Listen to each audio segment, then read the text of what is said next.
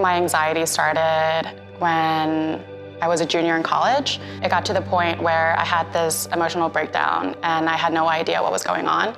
And then I remember leaving school for about a week, thinking that I was gonna drop out, transfer to a different college so that I could live with my parents.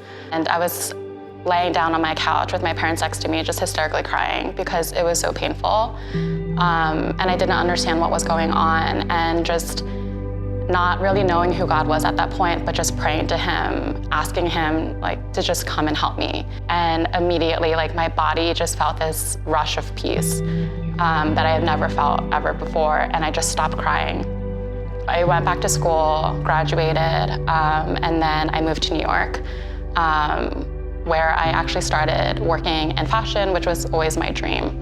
And from then on, kind of just living this life in New York and living on top with this anxiety of having all these what ifs, why am I going through this? What if this happens? What if that happens? And it wasn't typical anxiety that other people kind of dealt with. And just living in fear for so long, not really understanding what was going on, and not really having this relationship with God, because I kind of fell out of it when I got to college. I was partying a lot, drinking, and that was where I found a lot of my value. And then it wasn't until last year where I had another emotional breakdown with so much stress and just so much anxiety that I couldn't sleep by myself. I had to sleep with my sister. I couldn't work, and I really couldn't function in life. And that's when I got diagnosed with obsessive compulsive disorder, OCD, with a lot of intrusive thoughts. But I've been able to kind of just understand that I am going through what I'm going through because God wants to use me for that. And God telling me what you're going through is not something in vain. Why are you running away from something that I'm trying to use you for? I think the most beautiful thing is it's he uses our brokenness to build us into the person that he's always wanted us to be. And it got to the point where I was I need church, I need community. My huge healing transformation really happened when I went to Daughters last year.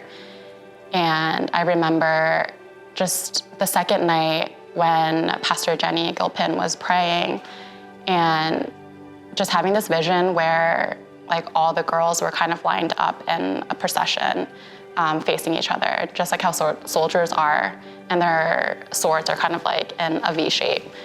And at the end of this line, you just see this bright white light, and we knew that it was Jesus. It was such a true testament that God's building his princess warrior daughters, which was something that I proclaimed over my life, over and over again. I would tell myself, I am a princess warrior daughter, and nothing formed against me shall ever prevail, in the moments that it was so tough, because that's how I got through. When I went to downtown Manhattan, it's kind of just where I remember breaking down, because I was placing my value in relationships and in men, where I constantly felt I had to work to earn love. And the more that I've just kind of been transformed by God's love, that's not true. God sees me as his beautiful daughter. The only person that matters that I want his acceptance is God's, because that's the truth. There is God who is our hope. He is our anchor, and he is our foundation of where we can find so much freedom. God will always be there, because that's what I've experienced.